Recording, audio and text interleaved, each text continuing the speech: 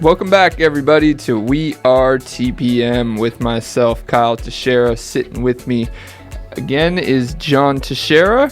He tried to get rid of me. He tried to get rid of you, but unfortunately, he's still here, and we are here in the new year. Happy New Year to everybody.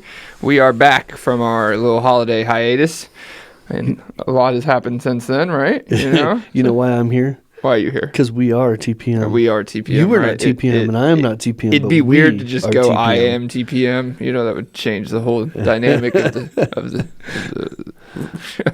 everything, really. I love it. What are we talking about today? Today, we are just going to talk about our general 2024 predictions. Yeah, it's our first show of 2024. Why not? Yep, why not? We gotta give some of our knowledge college. We gotta predict and put some forecasts out there and tell everybody what's going to happen in the future. I got my crystal ball here today. John's got his crystal ball here today. I'm working on mine. I'm warming it up. It's a little dirtier. I'm warming it up. Defrosting it. Before we get into it, if you guys have any questions about any of our predictions, want to get somebody to manage your great old rental property, kick somebody out of your rental property, or whatever the heck you might need with it, give us a call, 817-818-9039. Shoot us an email at showmethemoney@wearetpm.com. Let's get into it. 2024, we are here. You know, before we get into it, this is, I really want to kind of reset the year, right? This was kind of a reset podcast. Let's talk about the coming year, but going forward in our podcast, I'm really looking forward to kind of stepping back and kind of starting over with our wealth building stories, right? Mm-hmm. Doing more interviews with people that our audience can relate to other people because they're just like them. I'm looking forward to this year and really putting some effort into really sharing not just our expertise and our opinions, but sharing the stories of others that are succeeding at different levels in both wealth building and real estate. So you're predicting what we're going to do. I'm predicting that we're going to do that. Well, yes. That's bold. That's yes, very bold. That's a good idea. We're unpredictable out here. So 2024, where do you want to start with this predictions? We ended 2023 on... Let's start there. Go ahead. Good terms, right? Let's talk about where we are, where we've been in the past year, and move forward from there. Well, part of our hiatus was because I had a kid, right? You had a baby. The little baby was. I'm a grandfather now. He's grandfather. I'm a father now. You know, a lot has changed since our last podcast. I think you're a little bit more tired than you used to be. Yeah, I got a little bit bigger bags under my eyes. You know, but it is what it is. We're gonna get through this year. We're gonna, You're going to get through it. You're going to get through the next one. You'll get through them all, just like everyone does. So 2023 ended, as far as the rental sale, real estate market, ended kind of on a transition point, in my opinion. And that is transitioning from the, uncertain, high interest rate, increasing interest rate environment, decreasing inventory, just everything kind of coming to a standstill towards the end of the summer of 2023. When, like we've been saying, is kind of just 2024, the beginning of it's going to show us where we go from here. Would you agree with that statement? Yeah, I can even say it. I think exactly what I think you were trying to say in a different way. How's this? That's exactly what I wanted you to do. This is the John way of saying it. Last year was all about King Biden. This year is going to be about the election cycle. We love election cycles in real estate, don't we? Last year they did whatever they wanted. They did whatever they wanted to continue to divide wealth in America, which is the goal of what I believe the people in charge are looking for. Divided wealth. Yep. Increasing the wage gap. Increasing the wage gap, getting rid of as much of the wealth in the middle class as possible, which is the one thing that makes our country unique. Yep, and it's been happening for years, but that's like a century. That's like a 21st century prediction. Like we can dive into. I don't know. It's year. Happening pretty quick right now, to be honest. Yeah, well, buying up all the real estate. that's been happening for years too. So if I were to look back on 2023, Kyle, and if you asked me regarding what we do, regarding rental management or wealth building with real estate, just, my brain's all wrapped up in the weeds of actually managing properties and tenants and so forth. So if you were to ask me, give it one word of one thing that was extremely different about 2023, and I would say the word that comes to mind is affordability. Affordability, for sure. I think affordability finally caught up with people. We knew it couldn't sustain the levels that things were rising at. And I think it finally hit its peak. And I think that's part of my prediction, is that affordability will become less of an issue in 2024. It's not going to be fixed. It's not going to be solved in 2024. But I think it will just feel less painful than it did last year. I somewhat agree with that statement. In the part I agree with is that affordability hit its peak towards the middle or end of 2023. However, I think the effects of affordability tail about 3 to 6 months. So when the affordability hits its peak, the defaults and delinquencies that come with that take time to show their ugly head, and the results of the affordability problem follow out. I think you're going to continue into 2024 as far as people being able to afford their rentals, afford their mortgages. All that stuff is still a problem. It's more of the origination part of that. Like, is affordability at origination hit its peak? I think that it has. And just to describe what I mean by that is like the cost of originating that mortgage or moving into a rental property versus what you can afford. Those things have hit their peak because rates are starting to go down. Rent rates are starting to, be stagnant or go down. While, not saying wages are skyrocketing or anything, but the factors of affordability at the origination of these items has definitely hit its peak. I believe and I hope, but economic factors can change and it could keep going back up. So can you repeat that? The whole thing? I'm just kidding. I'm joking with you. So I'm sitting here thinking that I lost what I was thinking actually, Kyle.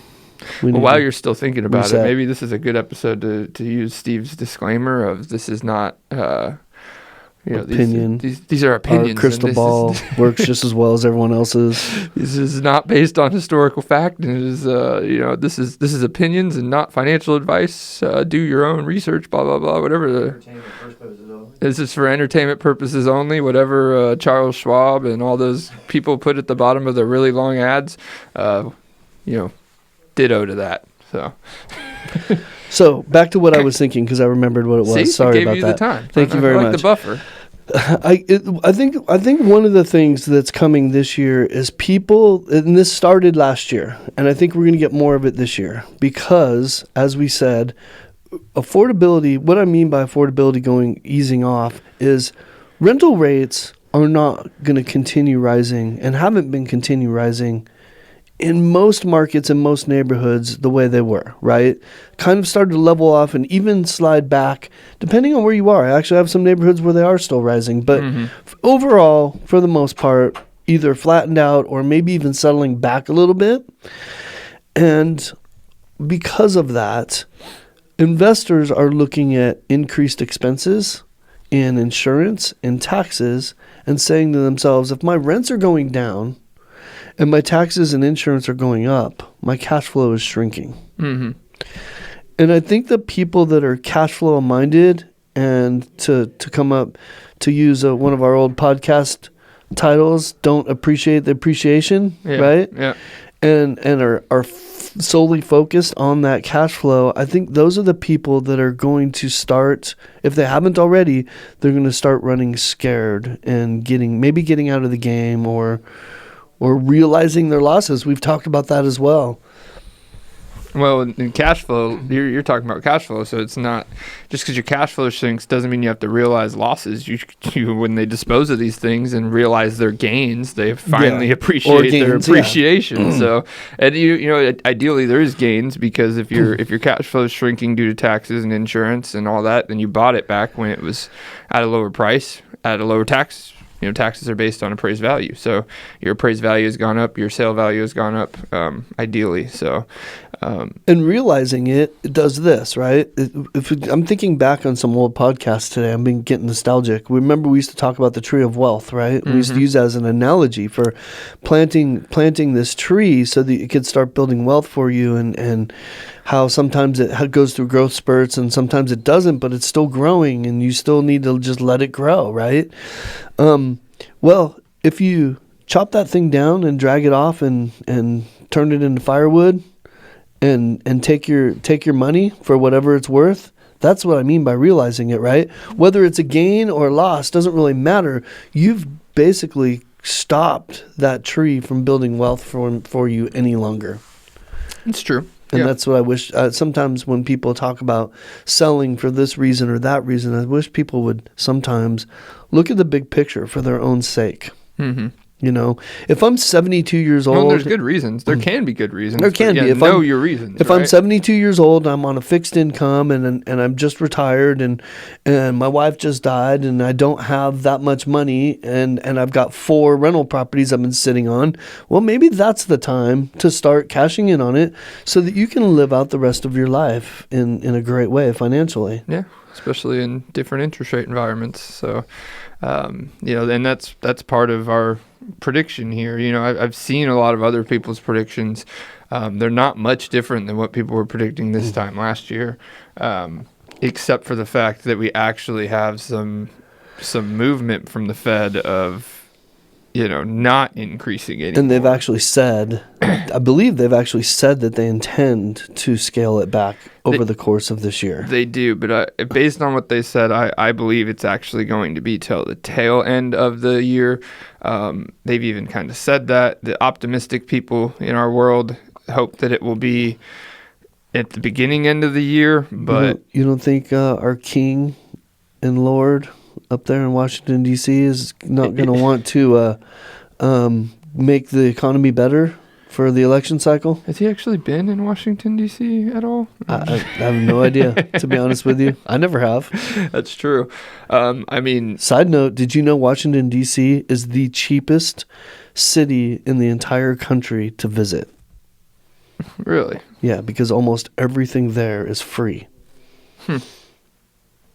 Nothing's free in this country. Well, when I say free, I mean like when you go do stuff there you go spend 3-4 days there and you go to the Lincoln Memorial and the White House or whatever, the Capitol building, all that stuff is free. It doesn't cost you anything to get in, or it costs you a minimal amount of money. Anyways, well, side note. I mean, like at least the one place we should be able to go see historical stuff for free is in our capital, right? Where we pay taxes. I imagine taxes paid built for that, right? Yeah. That's what I try to tell you when I drive all over the road. I paid for all of these lanes and everything. So, well, I don't believe, we've been doing this for a few years now. I mean, with these interest rates and the Fed speaking, I don't believe anything they're saying, right? My prediction is they will change what they say. I will predict very strongly with a high level of confidence that whatever the Fed is telling us right now will change at multiple points in 2024. But they are acknowledging affordability. They are acknowledging that inflation is hit a point where they need to scale it back, and there's a lot of talk about deflation. Tell us, can you speak to deflation? Because there's a lot of talk about it. A lot of people are a lot of buzz about how bad is deflation going to be, and how bad is it going to hurt our economy. Deflation is one of those things you don't want to predict, just like in a similar sense to inflation, because it tails, right? And it can be good, but it can be extremely bad. It can be, rapid deflation is way worse than rapid inflation. And that's because things collapse financially. Our financial system cannot handle rapid deflation. It just simply cannot. It cannot handle most things. But, at this point, it's basically a magic trick of money making with what they do. So what they can make it handle is a whole different story. But while they're fixing things, how much the value of my pocketbook goes up and down is heavily affected, right? So, I'm sorry, go ahead. No, go ahead. Finish your thought. I was going to say most people that I've heard think that over the course sometime this year that we're going to get back down into the high fives, at least the low sixes on interest rates. Again, that's trying to predict something. We have no idea if that's going to happen, but what I want to suggest is if that happens, the pent-up demand of people wanting to buy and sell that are not happening this year is going to have a very positive change to the values of homes. It will, and it helps cash flows too. And I've had investors, executing on this strategy is that their break even on cash flow is 0 right now, which in most these are more bold investors, of course, not the extremely conservative ones, but you buy houses at a net zero cash flow, at a 7.5 interest rate, with the expectation that in 9 months you can refinance it for, mid fives, low sixes. Doesn't seem to make sense to most people, but when you think about it, at a $300,000 house at an average home price, that interest rate change on your refinance is going to change your cash flow by $400 to $600, which is huge. In 5 years ago, we weren't targeting even $400 to $600 cash flows on a conservative basis. People were targeting, $200 to $300. And a lot's changed since then. Turnover costs, repair cost, anything that has cost in the word. Anything cost has gone up.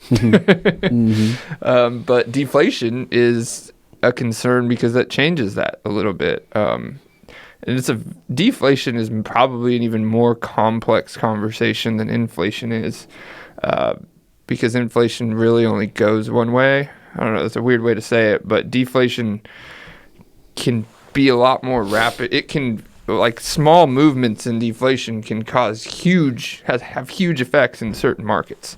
Yep.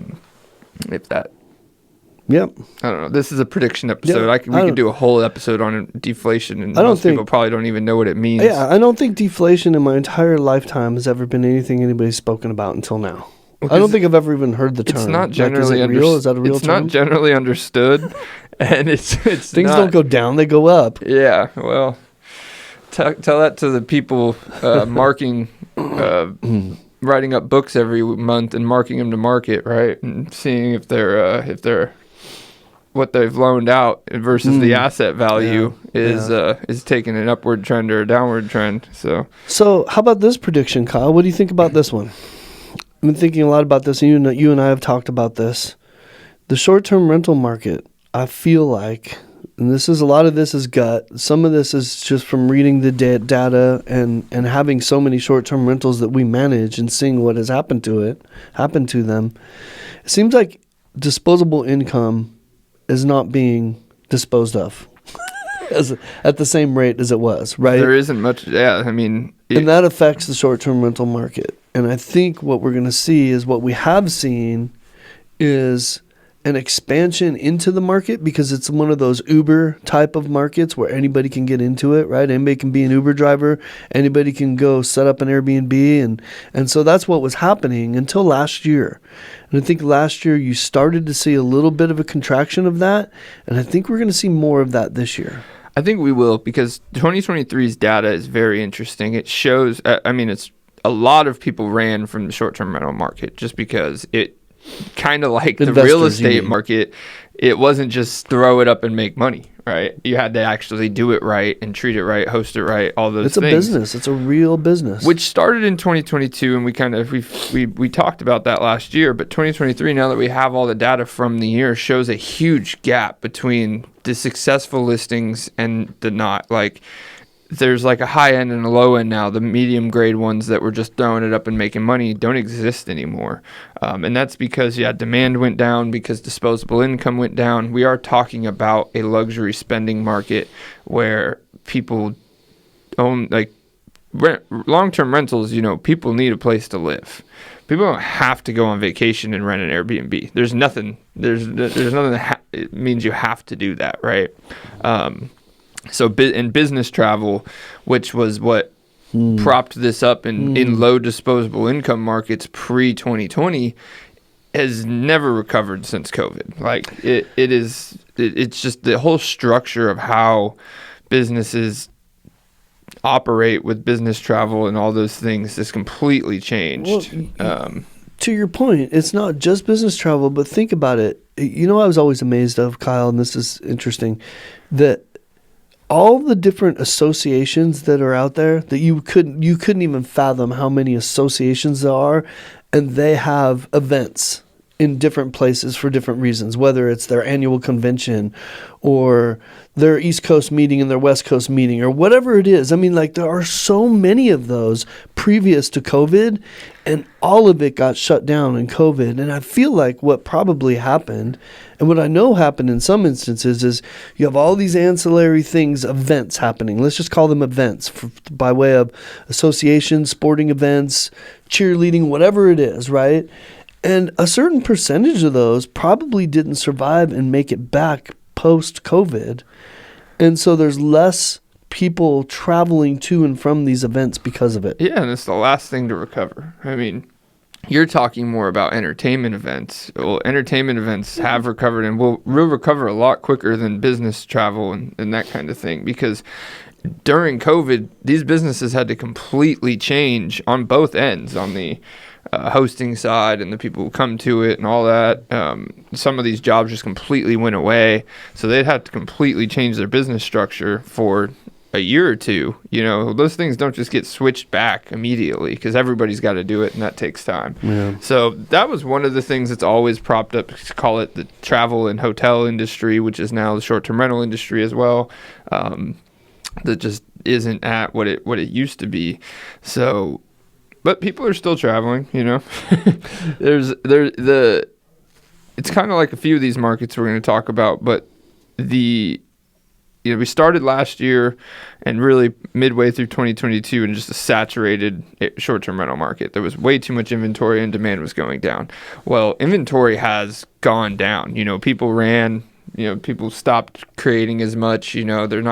There's not new ones going up constantly. So while that has gone down with demand, that kind of helps sustain it and stabilize it.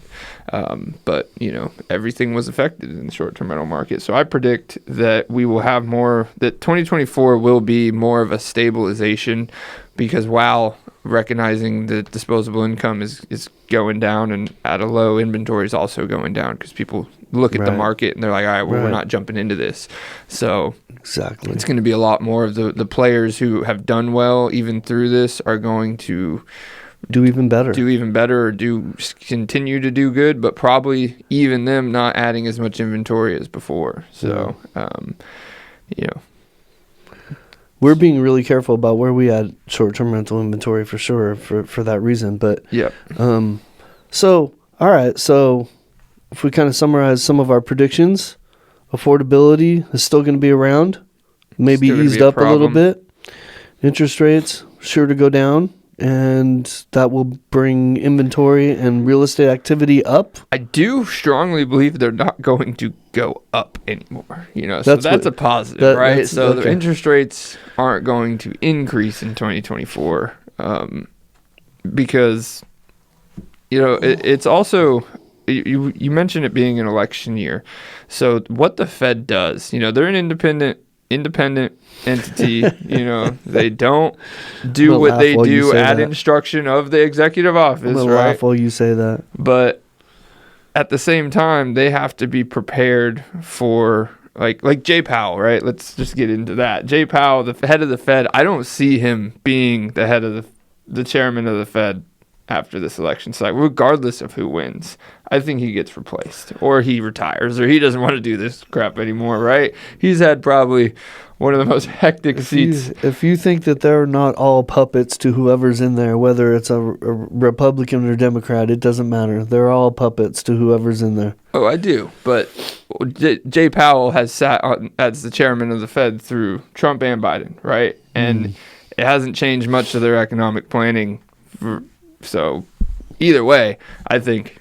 But he can be replaced by either of those people, you know. So I don't know what they do in preparation for a possible change in regime is way harder to predict, right? Change in regime, I like it. Like now you're starting to talk like me. If the Fed chairman thinks that they're about to have a complete change in policy and a new person sitting in it, right? That stuff can't change in a day. They may change their way of thinking, right? Exactly. It might not, though. No, I mean, it may not affect too much of what they do because that isn't the main drivers to their decision making. But if they're on the fence on something and they got this guy over here or they got this guy over here, that might sway them just a little one way or the other. Right? Yeah, but I will sit here and say my last thing I'm going to really try to predict is the Fed because, go for it. Inflation was transitory 2 years ago, right? And that was probably anyone with 20/20 vision or not blind could see that was. I was blind. You were blind. Yep. Yeah. No, I was blind. You didn't believe but that now either. I see. So now you see. Yeah. It feels transitory, right? Every time I spend. Does that mean they're homeless? $19 at Chick-fil-A. Huh? Does that mean they're homeless? Who? The inflation is homeless? It's homeless. You said transitory, isn't that? Never mind. It hasn't transitioned anywhere. Oh, okay. Okay. I don't even know what you're saying there, but yeah, so interest rates are not going up, going down. I think home rates, in my opinion, will probably stagnate for that reason. If interest rates were continuing to go up, we'd see lower home prices. But because they're going down, we're going to see, if they go down rapidly, like very rapidly, we're going to, which is probably why this is not going to happen, you will see a frenzy again of, home inventories going up and prices going up really quickly. We'll be right back to where we were in 2021, in my opinion. I hope that doesn't happen. That would be stupid. I hate that all that stuff that happened, but I do firmly believe that there is an enormous, pent-up, ready-to-go amount of people ready to buy and ready to sell that aren't doing it for all the reasons we've talked about, all the economic reasons. There's a lot of reasons not to do anything, which is why our activity is down this year so much. And so it may not even take much of a move in interest rate to create a little bit of a frenzy. It won't, but yeah, I mean, I don't think this is going to happen, but for example, if we got into the fives before summer, oh goodness, that would be hectic. That would be right make for a crazy summer again. We'd be right back to July of 2021, right, where inventory is skyrocketing and prices are skyrocketing with it, right? But I mean, they've done what they've done over the last 2 years to stop that and to stall that and to send it the other way. It'd be pretty stupid to just throw it back on the fire, which is why my prediction is that they will start decreasing them at the tail end of summer, even maybe during summer. But I don't think that they will have much more than. I don't think, in all honesty, I don't think they'll decrease them until that point. But I may be wrong by a couple basis points, but significant decreases I don't see until the end of the year. So, and I say this because you're going to see a lot of people are out there predicting. Especially in our industry, that they will go down starting at the beginning of the year. And I think that's just trying to spark interest and movement in the market. So if you're thinking about what you should be doing based on all these predictions, I have a little bit of a message, and I'm going to use. Can I use my Tesla story a little bit as an analogy, maybe, because I don't know if this will help people. If people could use this as an analogy for their real estate buying decisions. Elon Musk was selling the Model S that I wanted for $140,000 a year ago, right? Mm-hmm. It was a year ago. And there was no way I was paying that much money for a car. Like, that's almost a house. Like, I'm not doing it. That's crazy. Now he's got that same Model S. I can pick that thing up for like $68,000, $72,000. That's still a lot of money for a car. But the point is, because interest rates went up, I feel like, I don't know that this was his thing, but I feel like he brought it down to make it more affordable so that he can continue selling them. While the interest rates were going up, his prices were going down. I also feel like because of that, he wants that Model S to be exclusive model. It will go back up as interest rates go back down. And so, just like houses, right now is a great time to buy houses, get better deals, if you're a first-time home buyer, to get contributions from sellers. It seems like a kick in the gut when you're at the closing table and you're about to pay, 7.5% for an interest rate, and your mortgage payment is going to be higher than you've ever paid in rent. I get it, but if you wait till what we're talking about later on in the year when things going crazy, now it's going to be more difficult to buy. Your price is going to be higher. Sellers are not going to be as flexible with terms. Buy now while all that works in your favor, and then refinance in 9 months or a year down the road when interest rates are more favorable.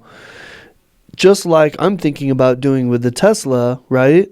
Buy it now while the price is low. I'm going to get kicked in the pants on my interest rate, but I know that it's going to come down and I can refinance it next summer. Yeah. Well, that's my thought. I like that thought, but a Tesla isn't an investment. The Tesla is not an appreciating asset. That's the difference. State that right now, that I do not predict that you will make money off your Tesla purchase. Okay, I'm gambling. If I do that, it's more of a gamble than it would be with real estate. No, I was just using it. It's not a gamble. Gamble has the opportunity to make money. I don't think you have that. But no. He said no, gambling does not. No, because my current Tesla also went down, and it's underwater too because of all this. Hey, well, there's your testament. So, but I mean, you never know. The buy now thing that you just said is true, because I'll tell you this: there's a high level of confidence that home prices aren't going to go down when interest rates go down, right? And there's a higher level of confidence that interest rates aren't going to go up anymore, and that they're going to be going down by the end of the year. Now, how rapidly that happens, we don't know. I don't even think the Fed knows, because they're balancing way too many things. This affordability problem is also something that plays into their decisions, right? Mm-hmm. If the economy gets too bad or looks like it's about to fall off a cliff, they're going to do what they did last time. They're going to drop interest rates and ignore the real estate market problem. And jobless claims are not a problem yet. Yeah, exactly. So, but I don't know. Who knows what they're going to do by summer. So I think it'll be the most telling first and second quarter we've had in a couple years. But, we could be here in 6 months talking about the same thing. So I don't know how much money they're going to print between now and then. I've stopped trying to predict that figure. Do you have any other predictions for 2024? I don't know. I predict that my grandson's going to get even cuter than he is right now. That is true. I predict that he's going to sleep a lot more than he does right now. So that's more of a hope than a prediction, I think. I predict I'm going to own more real estate by the end of the year. How about you, John? Yes, I predict that both of us are going to own more real estate before the end of the year. I also have a final prediction that one of those hazelnut truffle chocolate things in front of us is going to go in my stomach before I leave the studio. Yep, Steve's got us some candy. So, I predict we'll be back in here doing more podcasts, I'm looking forward to it, Kyle. I really want to bring, we've gotten a lot of feedback over the holidays. Look at this. Look at this. Is this our Christmas gift, our New Year's gift? For everybody listening, that. Steve just instead of teasing us with one hazelnut, he just gave us an entire box. That's hazelnut chocolate. Thank you very much, Steve. I predict that I will be eating hazelnut chocolate in my future. I predict a sugar high. I forgot what we were saying, what we were talking about. Owning more real estate. Owning more real estate. I definitely think that we'll both own more real estate and continue building wealth with real estate, continue building our business, and continue helping other people build wealth. It doesn't matter what the economic conditions are. We are going to keep doing what we do, stay focused on what we do. We will always adjust how we do it with the microeconomy that we're currently in, but it's in general, the big picture is exactly the same. Yep. Stay the course. Stay the course. And I mean, we do actually put our money where our mouth is, right? We do these things we talk about on this podcast. Sometimes when we say our investors or, sometimes they're us. Sometimes they're us. We have to keep it vague for the point of the show, but a lot of times they are us. So if you want to talk about what we are actually doing or where we're actually putting our money or our predictions where our mouth is, right?